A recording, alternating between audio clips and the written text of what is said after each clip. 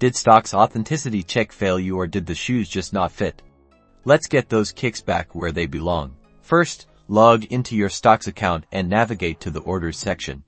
Find the order containing the shoes you want to return. Spot the Need Help button associated with that order and click it.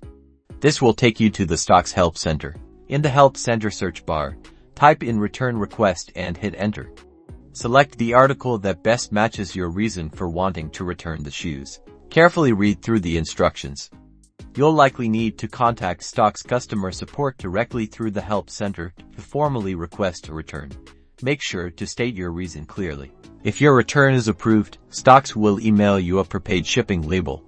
Download and print it. Repackage the shoes securely in the original Stockx box, if you have it, and add extra padding to prevent damage during shipping.